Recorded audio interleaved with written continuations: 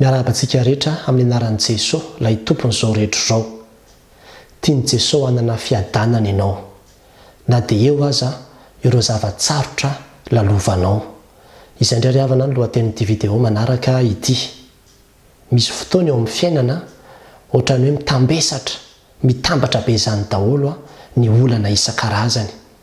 Angamba mety hoe ny fifandraisanao amin'ny vadinao tena hitanao mihitsy hoe sarotra, manahirana, mampiasa saina mafy ianao, nefa tsy akilan'izany koa ny zanako koa miaraka amina karazana olana be dia be avy any am-pianarana avy any, olana amin'ny olon-tiany avy any, olana amin'ny fahasalamany koa angamba ny ohatra.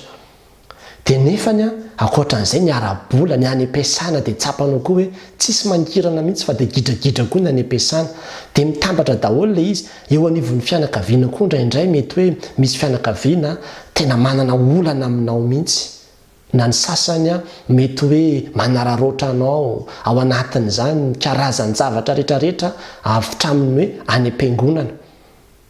Tonga any am-piangonana koa ianao dia ohatrany tsisy mba zavatra mihiratra mihitsy na mangirana mihitsy fa mitambatra be daholo ilay olana rehetrarehetra. Ary ankoatran'izany raha mijery ianao ny amin'ny firenena dia hitanao koa hoe mavesatra daholo ilay zavatra rehetrarehetra izay manodidina anao.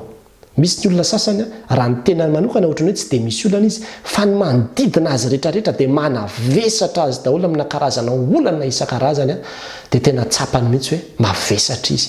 Tsy ao mihitsy ilay fiadanana fa lasa ohatrany hoe kivy, ketraka, tena very hevitra mihitsy dia mamoy fo azy ny sasany ao anatin'izy satria tsy zaka mihitsy izany zavatra samihafa izany fa mitambatra be daholo dia ohatrany hoe za rery ve miaina an'izany sa ny olona rehetra koa mba miaina mitovy amiko daholo. Dia izay mihitsy no tiana horesahana amintsika amin'ity androany ity satria mety izy tokoa ny fotoana hoe mitambatra ohatran'izany daholo ireo olana samihafa ireo. Kanefa dia izao hoe tian'i Jesoa hanana fiadanana ianao.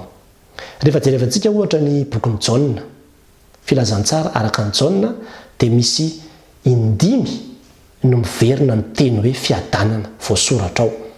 Ary ireo teny hoe fiadanana rehetrarehetra ireo raha ohatra izao jerevantsika izao ny voalohany eo amin'ny Jaona 4:4 andininy 7:20 dia hoy izy manao hoe fiadanana no avelako anareo, fiadanako no omeko anareo, tsy tahaka ny fanomen'izao tontolo izao ny fanomeko anareo, aza malahelo na matahotra ny fonareo. Izany hoe ao anatin'ilay alahelonao io, ao anatin'ilay tahotranao amin'ny hoavinao, ny asanao, ny zanakao, ny fifandraisanao amin'ny vadinao, izay ilay mahatonga anao tsy hanam-piadanana. Dia hoy Jesoa hoe fiadanako no omeko anareo. Izany hoe tian'i Jesoa hanana fiadanana tsika eo anatrehany ho alahelo sy tahotra samihafa izay manoloana antsika io satria io Jaona 4:20 raha jerevantsika dia ny contexte nambaran'i Jesoa tamin'ny mpianatra hoe hiala aminareo handao anareo ahozy izy. Dia nefany tao anatin'izany hoe omeko anareo ny fiadanako. Dia avy eo indray any amin'ny 4:20 dia eo amin'ny 9:13 dia izao indray ny ambarany, izany teny izany no lazaiko taminareo mba hanananareo fiadanana amiko aty amin'izao tontolo izao no ahitanareo fahoriana, nefa matoki izao efa naharesy izao tontolo izao. Eto indray izany ilay fiadanana dia tononona eo anatin'ny fahoriana. Izany hoe isy fahoriana ety amin'ity izao tontolo izao ity fa izao hoe ny fiadanako no tiako ho ao aminareo. Dia izay koa ilay izy indray ao anatin'ilay fahorianao iny dia tian'i Jesoa hanana fiadanana ianao. Avy eo koa ao amin'ny 20 indray dia miverina intelo ny teny hoe fiadanana ao amin'ny 20 io. Ary rehefa jerevanao dia amin'ny 9:7 zao dia milaza izy manao hoe ary rehefa hariva ilay andro voalohany amin'ny herinandro raha voarindrina ny varavarana izay niangonan'ny mpianatra noho ny fahatahorana ny jiosy dia tonga Jesoa ka nitsangana teo afovoany nanao taminy hoe fiadanana ho anareo. Tahotra. Izany hoe rehefa niala moa Jesosy Kristy maty izy dia natahotra ny mpianatra satria nandeha ny feo hoe tsy ao tsony ilay faty. Sasany miteny nitsangana tamin'ny maty izy, natahotra ny mpianatra hoe inona no hitranga. Dia narindrina izao nidy matrano tao izany ry zareo, nihiboka tao anaty trano tao. Dia tao anatin'izany indrindra nefany dia tonga Jesosy Kristy niseho ny vatana tamin'ny zareo dia niteny taminy hoe voalohany indrindra fiadanana ho anareo. Dia naverina io eo amin'ny 9:20 ary hoy indray Jesosy taminy fiadanana ho anareo. Izany hoe naverina indroa mihitsy ilay fanonana fiadanana ho an'ireo mpianatra. Tsy resaka hoe fiarabana fotsiny ilay izy satria raha fiarabana tsy naverina indroa izany, fa tena hoe tian'i Jesosy hanana ilay fiadanana mihitsy ny mpianatra satria mitaintaina, matahotra, manoloana le zava-misy izay atrehan'izy ireo. Inona moa le fiadanana? Ny fiadanana dia tsy inona fa le fitoniana, le fahandri-pahalemana, le fitsaharana izay anananao. Zay zany ny tiany Jesoa. Raha fitiniko zany dia hoe any amin'le Jaona 4:12 teo zao dia amin'le malahelo no ananonan'i Jesoa hoe fiadanana ho anao. Any amin'le Jaona 4:12 indray dia any amin'le hoe fahoriana, ety amin'izao tontolo izao tanareo fahoriana, dia Jesoa hoe fiadanana no tiako ho anao. Ary ny 20 dia le tahotra, dia mbola ho koa Jesoa hoe fiadanana. Zany hoe amina fotoana rehetrarehetra izay atsapahany Jesoa hoe matahotra ianao, malahelo ianao, ory ianao, mitambatra daholo zany rehetrarehetra zany, dia tadidio fa tena tiany Jesoa no ilaza aminao hoe fiadanana ho anao. Fiadanana ho anao. Ary rehefa jerevanao le fiadanana dia ny fiadanako ozy izy. Jesosy Kristy dia ambaran'ny tenin'Andriamanitra any amin'ny Isaia 5 hoe andrina ny fiadanana. Andrina ny fiadanana izy. Zany hoe izany fiadanana zany dia Jesoa mihitsy le fiadanana. Ary izay no nahatonga anazy niteny tamin'ny Israely tao Jerosalema manao hoe raha fantatrao ny amin'ny fiadanana ozy izy izay tonga aminao ankehitriny, dia le fiadanana dia Jesosy Kristy mihitsy. Zany hoe ny fisiany Jesosy Kristy mihitsy ny fiadanana, ka rehefa manana ny Jesosy Kristy ao anatinao ianao dia misy izay fiadanana izay ao anatinao. Tosintsika ka ahoana raha za efa nandray an'i Jesosy Kristy, fa ahoana ny mbola tsy manam-piadanana nefany reto zavatra be dehibe reto, ahoana ny nanako fiadanana anatin'ireo zavatra be dehibe izay manahirana ny saiko ireo. Dia izao fotsiny ry havana, atoloren'i Jesosy daholo le zavatra rehetrarehetra izay manavesatra anao, asory ny tananao le izy, fa raiso kosa io ny tananao ny fiadanany.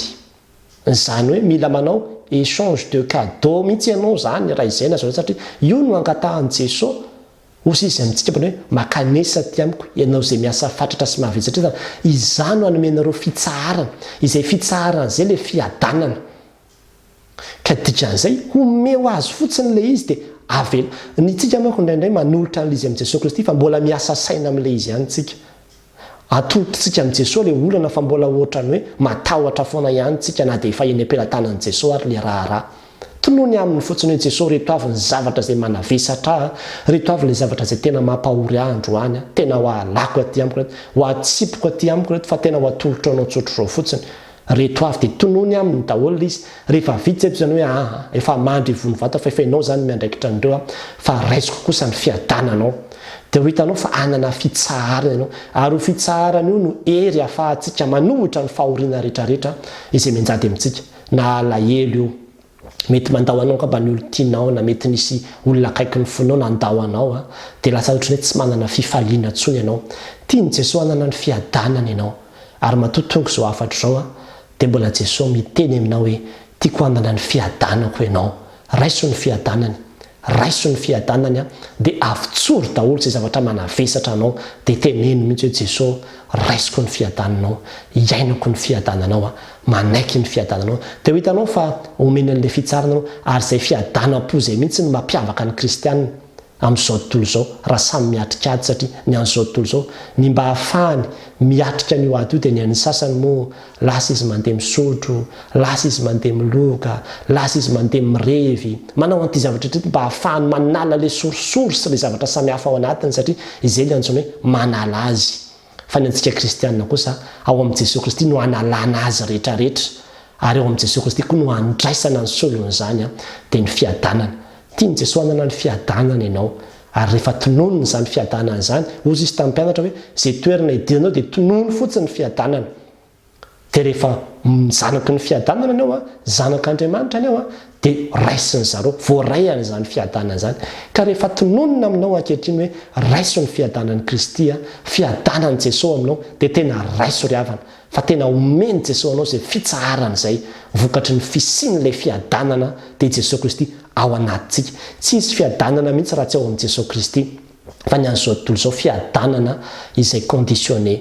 Mety hoe mandeha amin'ny fiara tsara dia hoe tena miadana be nareo, misakafo tsara dia miadana be nareo, fa miovaova izany.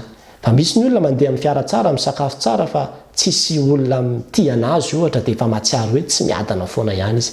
Fa ny antsika kristianina, ny fiadanana dia tsy miankina amin'izany zavatra rehetrarehetra izany, fa ao amin'i Jesosy mihitsy. rehefa miaraka amin'ny jesoa anao, manana ny jesoa anao dia manana zay fiadanana zay. Tena raiso ilay fiadanana, fa tsisy kristianina tokony hoe tsy hiadana zany nefa manana ny Jesosy Kristy ilay andrina ny fiadanana. Tahaka ny hoe tsisy olona tokony angetaeta zany nefa eny ambony rano. Ianao ao amin'ny Kristy, ianao ao amin'ny Kristy ilay andrina ny fiadanana ianao. Nahoana ianao tsy manana ilay fiadanana, fa tia hanana ilay fitsarana ianao, fa angamba ny mahatonga antsika tsy hiadana satria mbola miasa saina mafy loatra antsika amin'ilay olana fa tsy omentsika azy, tsy atolotritsika aminy, tsy alefantsika ny aminy ilay manavesatra antsika. Ka dia fotoana zao ry havana, isory daholo izay manavesatra anao dia raiso ny fiadanan'i Kristy. Fa tononoko amin'ny ankohonanao, tononoko aminao ny fiadanan'i Kristy, fa tiany Jesoa hanana ny fiadanana ianao na dia eo aza reo zava-tsarotra samihafa izay lalovanao ireo. Dia ho an'Andriamanitra rirany voninahitra. Amen.